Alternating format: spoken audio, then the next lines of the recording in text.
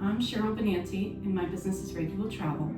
I'm here with my friend Dani Blair, and we work together both as independent contractors. We're here today to talk about energy and what that means and how we use it in different ways. And she has some great stories, but I wanted to ask her some questions. But at first, I'd like her to introduce herself. Thank you for having me, Cheryl. Absolutely. I have been a massage therapist for 39 years, and I have a master's degree in health psychology, and I'm presently working on my PhD in neuro-linguistic programming, and I do a lot of research with that. And so I have to break that down in layman's terms for people that don't know. Oh, sure. Yeah. So, I mean, I'm speaking for myself, but yeah, what does that mean exactly? So, neuro-linguistic programming is a more intense way of managing your subconscious. So, I was a hypnotist, and I worked with sports medicine for a long time. And then I realized, well, you really have to do hypnosis quite a bit because it's subconscious and always subconscious. Correct. So neuro-linguistic programming, it gets a little bit more involved with the subconscious where you can use it in the conscious world. And so we can change behavior and we can change thoughts with tools. Okay. Yeah. And that's what you're learning. Yeah. Continuing to learn, I should say. Yes. Okay. Yes. All right. So, okay, wonderful. So, a perpetual student like myself. Yes. Yeah. So tell me, Dani, you're a massage therapist, and so we're going to talk about some energy, like we said. Right. My work is energy based. It's just a vehicle to get to connections for different realms, whether it's readings, whether it's life coaching, whether it's Reiki sessions, Reiki classes. Just started teaching some tarot, by the way. Also, but really it's the vehicle. Energy is the vehicle. It also is the connection. So tell me some about your connections and your stories with energy. I'm sure you've used it in your massage work. And how does that time. Feel to you? Every time. Yeah. So when you are conscious of energy and people's body language, and this also goes along with neuro-linguistic programming, you can get a sense of the way they stand, the way they speak, and also their vibrational flow. Okay. Would you consider that an aura? I would. Yeah? Okay. Yes. Someone just asked me about that. Yes. Okay, we're getting into it, guys. Yes. Okay. And when I meet the client for the first time, I can get a sense if they're in pain. And that definitely comes from their energy as well. Absolutely. I agree with that. And so I'll always take a second and ask them how their day was. Their tone of voice is a way they transfer their positive energy or negative energy. Yeah. And then as I walk them down the hall into the treatment room, I go with a pace. And I will go with a pace to see if they can keep up with me. Okay. And that also is a way to sense if they have a positive energy, or if they're in pain. I always look at that as more of a darker energy for their body. And so all of that is, you can do all of that as a therapist within 1 minute. Get a sense. It's funny you say that, because I don't know about, well, obviously in this realm with work-related things, I say, in 30 seconds whether or not when you meet someone that it's going to click or not. And if you're going to, really get, in sync with this person, or you're just like, ooh, I think you can tell right away. And you're kind of confirming that as well. Yeah. Yes. Yeah. I always think that's really something. Sometimes, you're not even near the person. You're like, I don't want to be around that energy, because you can feel it from either, the other room or across the room, or, even in closer proximity. You're like, oh no, I got to go over here. So you're saying you're matching that with when you meet the person, and also kind of these other cues that you're learning from how they walk, how they speak, how other things. So what was the best, do you think, experience of energy in some of your massage work that you've experienced, or maybe even that you felt, or the client had felt as well? What would you say would be either one or two of your top stories for the best things? I can tell you something. Every day is something exciting. But yesterday happened to be where I was given a client, and somebody else had the client, wasn't sure they could work with somebody with an allergy because she really couldn't use anything. And they said, Dani, would you mind? I said, absolutely. I always love a challenge. Oh yeah, right. Bring this one over me. Bring it on. And it was amazing, Cheryl, because I said, I'm going to work with you on this lymphatic drainage technique. Okay. I developed. Yes. Where I was and that working, hopefully it's patented or pending a patent, right? Right. I was working at the hospital, and people who usually in lymphatic drainage, you take your clothes off. And Yes.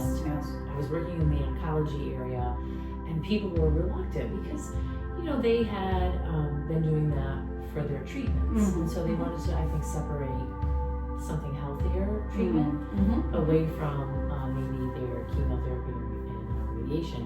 So I said, after the whole research project was over, I said, well, I can develop something that's lymphatic drainage where they can keep their clothes on. And I said to this guest, hey, would you mind if we worked with that? She goes, oh, I would love it. And right away, I could tell she was receptive to anything that involved touch, because she's allergic to everything, and she's not able to have that in other areas. Yeah, sure. So it was amazing how we connected like that. And through her energy, I could tell she was a little stiff up in the thyroid area. And because I also have a thyroid issue, I said, oh, have you had your thyroid looked at? She goes, oh, funny story that you mentioned that. I had thyroid cancer 2 years ago and had it removed. And I said, oh, I didn't even see a scar. She goes, I had an oncologist who was a plastic surgeon. Wow, double whammy. Right? So I, what great benefits to this. Holy cow. Noticed the scar in the past. I didn't notice it. I could sense through her energy. So I said, oh, let me just send some, a little bit of touch around the relay. And as I did, she and I connected on a level. And I was telling her about my issue with thyroiditis happened to be where I knew something was off with my energy, and a physical energy. And she said, you should investigate this complementary medicine for it. Okay. So you're both learning from each other. Wow. Right? And so I love this. I love this, yeah. If I hadn't, kind of followed through with this whole thing of being excited, that new energy comes for a reason, then I would have missed out on an amazing opportunity to help heal myself. That is incredible. Incredible. So I would say, gosh, luckily we had this scheduled for today, and boy, you never know. See, yesterday was an amazing day. Holy cow. What other things would you say? Would you think that's your top one? Because for me, it sounds like it was incredible for both of you, and also you got more information of something that could truly help you too. But really, you gave her what she needed, and that's really the key with energy work, right? We want to always give people what they need, and you receive it how it's needed also, which I think is the other half of energy. I don't know if anyone is kind of understanding of that, but we can give off energy, but also how we receive it is can be quite different, but also super imperative to energy work. So it's the other person being open and also being receptive to receiving the energy that can be healed. So many things, emotionally, physically, spiritually, whatever it is we need. So okay. I think massage therapists should receive Reiki, should really have some tarot card readings, because it does help you become a little bit more accepting of what other people are going through. And like you were saying, I agree. I mean, I think massage therapists are one of the most empathetic industries, but also I think it's nice to always get a reminder every now and then, again, how people receive energy work, right? Whether it is tarot, but I agree, it doesn't hurt to always have that reminder, or always have it, top of mind. And it is a game changer when you do have a tarot card reading was something, because I work with the subconscious quite a bit. I understand that there are things always under the surface, and it is so nice to bring them to up and then manage them. Yeah, that is really the work, is bringing things up that are not pretty things, and dealing with it, acknowledging it, and letting that stuff go, and really having that as part of the experience too. I think that's a part that people shy away from with energy work. If they know anything about it, they're like, I only want the good stuff. Well, it's nice if we only had good stuff, but that's not the case or reality for all of us. So I know we sat down and had a tarot reading recently, but also probably a good year ago or so. Yeah. Yes. Yeah. So we've had a couple of them, but I know we were just talking about it based on our reading from last week, I think it was. But yeah, I know you mentioned you wanted to share some things about it. So I mean, no pressure any at all to share. But I just I feel like that just really warmed my heart that you got so much out of it. Because I'm thinking to myself as you're describing it to me, like, who gave you that reading? Because I want to go see that person. But really, it's like when you do readings, it just you get everything out. But as soon as you get it out, it's like goes right out of your head. Yes. You don't keep any of that stuff or any of those recollections at all. So it really is something. So yeah, that was a nice conversation we had. I'm thinking, who's this? But it was truly I would like to share it with your audience. Yeah, please do. So it was a couple of years ago, and I wanted a special birthday gift. So I said to my husband, I'm going to have a tarot card reading, and he said, okay. And I said, no, I promise you, this is something I wanted for a while, because I can work with myself, but it's so much more fascinating when someone offers you the reading. Yeah. So I think so too. right, I was, and so when Cheryl laid out the cards, I remember you were like, oh, this is very interesting, Dani. You have a whole series of authority coming your way. Woo. And I remember asking you, I'm like, oh, am I going to go to law school? Because I always wanted to be an attorney. And you were like, no, but you are going to be working with lawyers. Oh, yes, and then you said, and other people of authority, and they're male, and there's going to be men of authority. And I was like, should I be afraid? And you were like, oh no, this is something you could definitely handle. And I always remembered you said that to me. Okay. So less than 3 weeks later, my husband got into a horrific car accident on his way to work. I remember that. It was a rainy day, and he was going up a mountain, and there happened to be a boulder that had fallen down the night before. It was a very rainy day. So he swerved to not miss the boulder, and he skid. And he went into the opposite lane, and the oncoming car he hit, and they flipped over his car. And then he was okay until somebody sideswiped him and then flipped his car. So it was kind of like a double flip, and early in the morning, and I remember turning on the news, and they said, oh, Route 6 is closed because of a car accident. And, I didn't think anything of it. And then about an hour later, I got a knock on the door, and there was a police officer. And who knocks on people's doors these days, I mean, it's not like it's common that people come knocking on your door. It's more like, what's that about? Versus, oh, it must be our neighbor, So that was probably an alarm to you anyway. Yeah. So early and a knock, which is unusual. Yeah. And he, thank God, was the nice police officer. He was the one that was like, so your husband's been in a car accident, and I think you should go to the hospital. And I remember being so calm because his energy was calm. Yeah, it really does impact things. Yeah, and I said, okay, I'll get there. And he goes, no, I think you should get your things together and go. And I'm like, maybe. I'll do. And he goes, no, you should get up and get your son. Because I told him I had a son that was sleeping. I'll wait for him to get up. He goes, how old is your son? I said, he's 19. He goes, get him up and go on over. He's trying to stress urgency without urgency. Okay. Exactly. Yeah. So we went, and he was in ICU.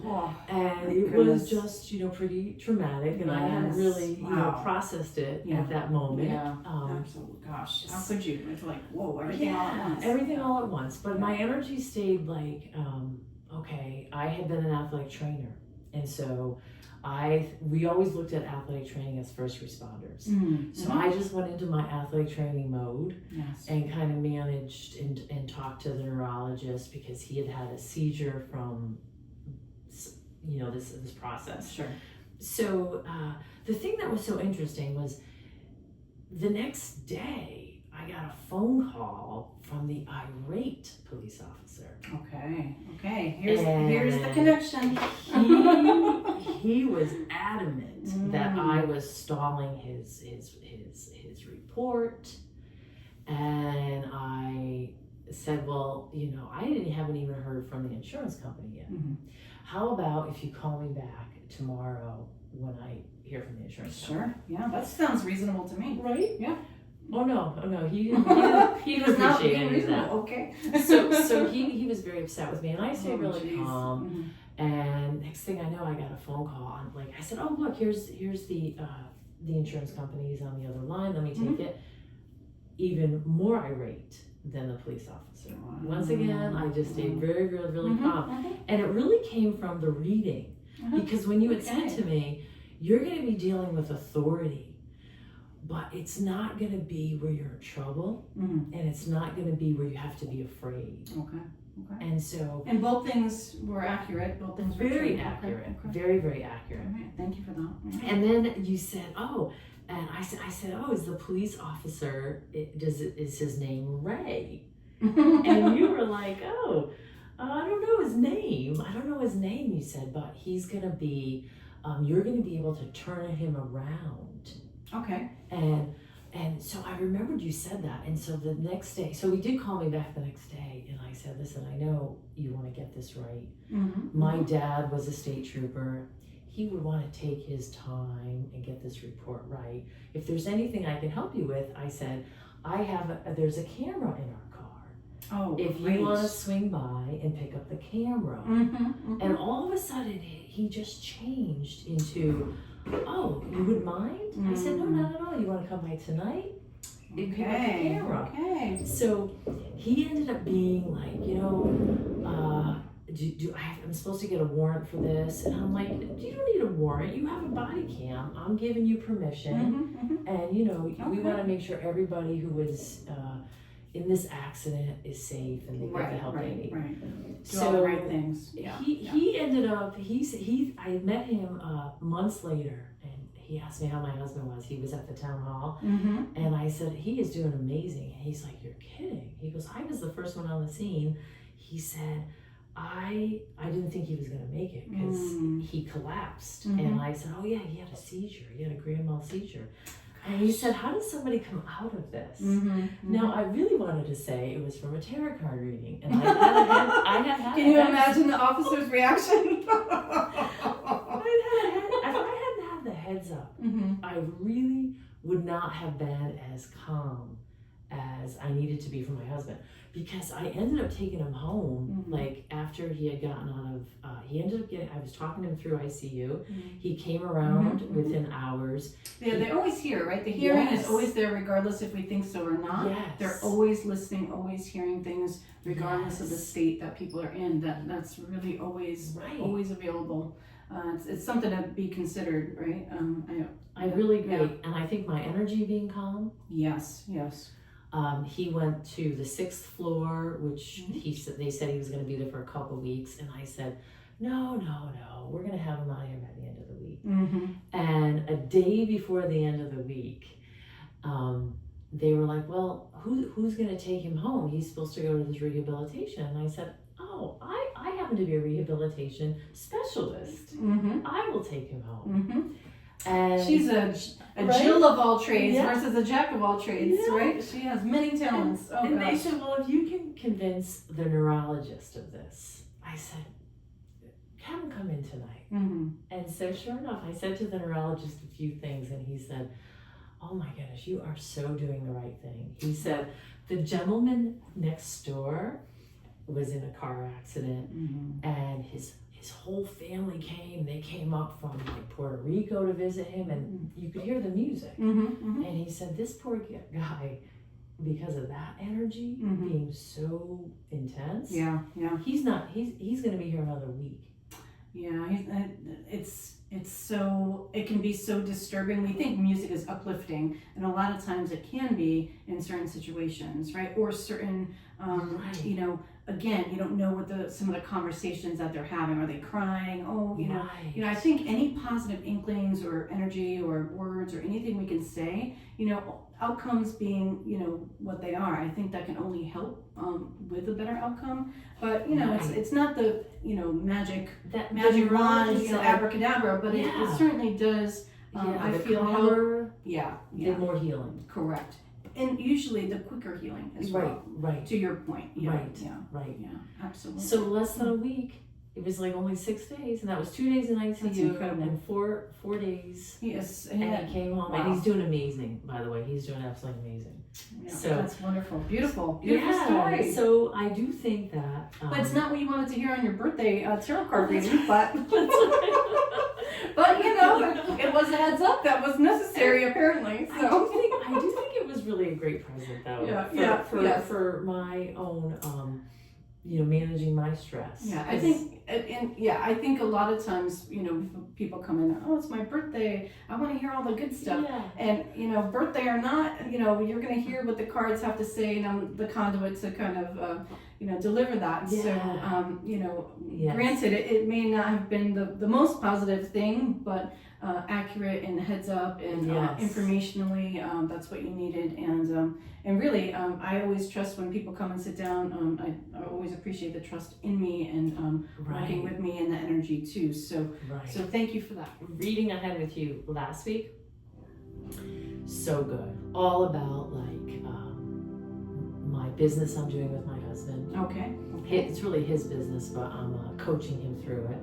And we all need a good coach. And he's and we've had a lot of ups and downs we were talking about, highs and lows with dealing with other agencies and things like that. But you know, just now that we know through the reading, I said to my husband, listen, I know through the reading that we are going to have these, but at the end it's going to be like an oasis. Yeah. Fantastic. Yeah. Fantastic. So I do feel this is I think more of a prosperous reading. Okay. I love prosperous, abundance, good stuff. Yeah, I love all that too. And he really appreciated it when I shared it with him. Okay. This one I shared with him. I love the ripple effects. Yeah. You know? Yeah, I exactly. love that.